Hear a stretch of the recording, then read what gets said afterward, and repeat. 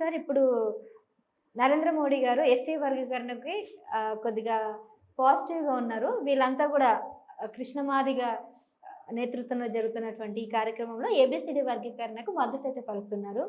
అయితే కాంగ్రెస్ సంబంధించి కొంతమంది దీన్ని అడ్డుకోవడానికి ప్రయత్నిస్తున్నారు. మీరు మాత్రం హామీ అయితే ఇచ్చారు ఖచ్చితంగా వర్గీకరణ చేస్తామని. బయట మాత్రం జస్ట్ ఊరికే మాయ మాటలు, అసలు నరేంద్ర మోడీ చెయ్యడు, ఏదో మభ్యపెట్టాలి, వాళ్ళ ఓట్లు లాక్కోవడానికి ఇప్పటికేదో అట్లా హామీలు ఇస్తున్నారు, దొంగ హామీలు. నిజంగా అయితే ఆయన అసలు ఏబీసీడీ వర్గీకరణ బిల్లు పాసే చేయరు, పార్లమెంట్లో రాసి పెట్టుకోండి అని అంటున్నారు. నేను మాట చెప్పనా, ఫస్ట్ వర్గీకరణ మీద ఏ అసెంబ్లీ పాస్ చేసింది చెప్పండి? చంద్రబాబు నాయుడు గారు టీడీపీ 1994లో అప్పుడు వర్గీకరణ మీద రిజల్యూషన్ పాస్ చేశారు. అవును.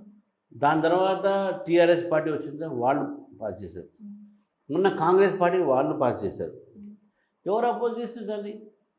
బీజేపీ సపోర్ట్ చేసింది ఆ వర్గీకరణ దీనికి. ఇప్పుడు పార్లమెంట్ అంటారా, పార్లమెంట్లో కూడా దానిపైన చర్చ అయింది, అంత అయిపోయింది. సుప్రీంకోర్టులో కేసు ఉంది, కోర్టులో కేసు కోర్టు తీర్పు ఇవ్వట్లే, కేవలం రాష్ట్రాలకు అవసరమైతేనే ఇచ్చండి అని అన్నారు. పంజాబ్ సంబంధించిన దాంట్లో కేసు తీర్పు ఇచ్చేసింది, చేసుకోండి అని. పంజాబ్ వరకు ఇచ్చింది.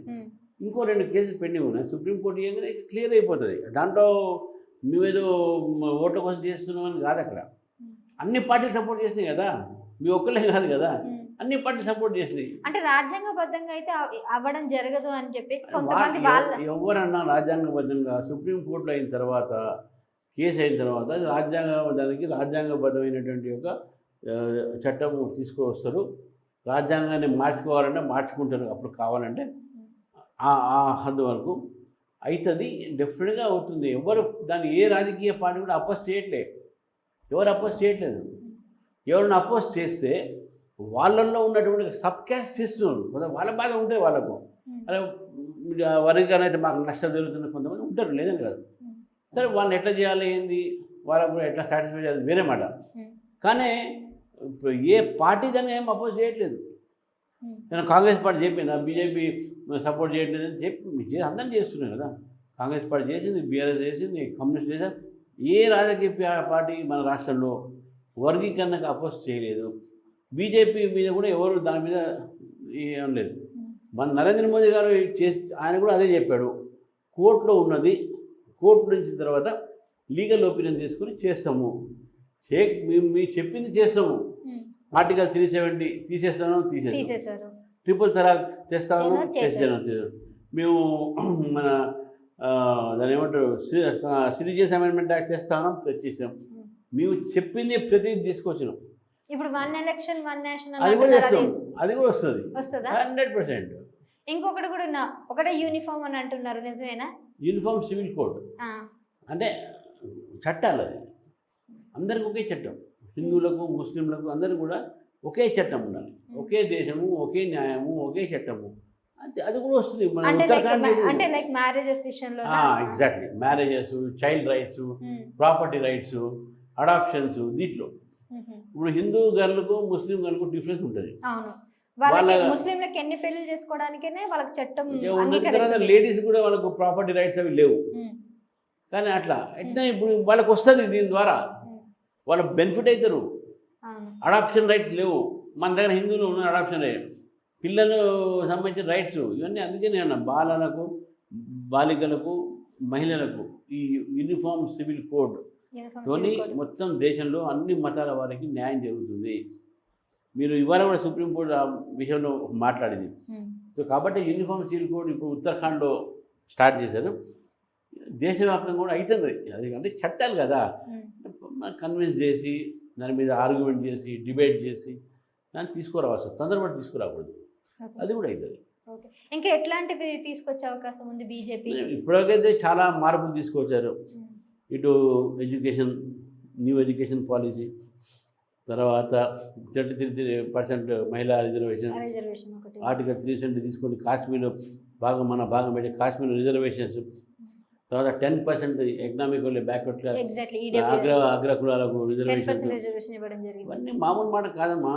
ఇవన్నీ చేయాలంటే కాంగ్రెస్ పార్టీ 60 సంవత్సరాల నుంచి చేసింది ఏం లేదు, మింగింది తప్ప. ఇప్పుడు కరెక్ట్గా జరుగుతుంది దేశం. అది ఆర్థికంగా అభివృద్ధి చెందే అవకాశం ఉందంటారా? చెందినామమ్మా. మీరు హైదరాబాద్ బయటికి ఏమైనా పోతారా? అసలు పోరా? అర్థం కాలేదు. హైదరాబాద్ బయటికి ఎప్పుడైనా పోతారా అంటున్నాను. వెళ్తాను. వేరే స్టేట్స్ కానీ వెళ్ళాను, బాంబే వెళ్ళాను, ఢిల్లీ వెళ్ళాను, కలకత్తా వెళ్ళాను. ఎప్పుడైనా రోడ్ల హైవే మీద తిరిగారా? తిరిగాను.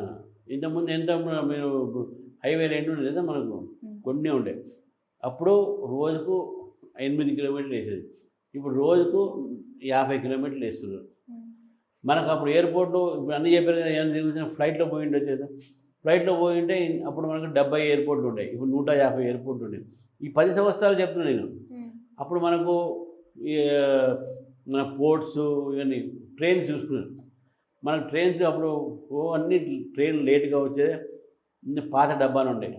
ఇప్పుడు బ్రహ్మాండంగా ఏది వందే భారత్. ఎప్పుడు ఎక్కారా? ఎట్లుంది ఆ పాత ట్రైన్కి ఇప్పుడు ఎట్లుంది? మరి ఉంటుంది బ్రో. మీకు అవగాహన పోగానే రేట్ అవుతుందమ్మా. అన్నీ బ్రో ప్రైస్ పెరిగింది కదా బ్రో. ఆ రోజులకి ఈ రోజులకి చాలా ప్రైస్ పెరిగింది. న్యాచురల్ కడుతున్నారు, మీరు ఫ్లైట్లోనే పోతున్నారు కదా. కానీ మోదీ గారు మొత్తం దేశాన్ని మొత్తం అంబానీ ఆదాని చేతిలో పెడుతున్నారని అంటున్నారు. అవును, అప్పుడు కాంగ్రెస్ ఉన్నప్పుడు కూడా టాటా బిర్లాకి పెడుతుందని చెప్పారు. అంతే, మారుతుంటే పదాలు మారుతాయి అంతే, ఊత పదాలు ఇవన్నీ. టాటా అది అంబానీ అదాని, ఇది టాటా బిర్లా. అప్పుడు టాటా బిర్లా అనేది అందరూ, ఇప్పుడు అంబానీ అదాని అంటున్నారు. ఏమీ అదాన్ని అంతే. మీకేమన్నా అంబానీ మీకు ఏమైనా ఇచ్చాడా ఎప్పుడైనా? ప్రైవేటీకరణ, అన్నింటినీ ప్రైవేటీకరణ చేయడం అనేది అపోజ్ చేస్తున్నారు కదా. మా విధానం కదా. ఎందుకు ప్రైవేటీకరణ చేస్తే జీడీపీ? మా విధానం అది. మీ ప్రైవేటీకరణ చేస్తేనే రేపు ఉద్యోగాలు పెరుగుతాయి, మీకు డెవలప్మెంట్ అవుతుంది. గవర్నమెంట్ ఏం చేయాలి చెప్పండి? గవర్నమెంట్ ఏం చేయాలి? మీకు రోడ్లు వేయాలి, ఉచిత వైద్యం, ఉచిత విద్య ఇవ్వాలి, ముఖ్యంగా వైద్యము విద్య ఇవన్నీ. తర్వాత బిజినెస్ చేయాలా, గవర్నమెంట్ చేయాలా బిజినెస్. మళ్ళీ ప్రైవేటీకరణ చేయమని ఏం చేస్తారు? Simple thing. గవర్నమెంట్ ప్రజల సంక్షేమం చూడాలి. అంటే ఇప్పుడు ట్రైన్లని మెట్రో ఎలాగో ప్రైవేటీకరణ, నార్మల్ ట్రైన్ రైల్వే కూడా ప్రైవేట్. మెట్రో కూడా కట్టింది ఏది మన ప్రైవేట్ వాళ్ళు, ఎల్ఎన్టీ. కానీ దాన్ని ఒక మెయింటెనెన్స్ అంటే గవర్నమెంట్ ఆఫీసర్సే ఉంటారు కదా, వాడు ఏం మెయింటైన్ చేయడు.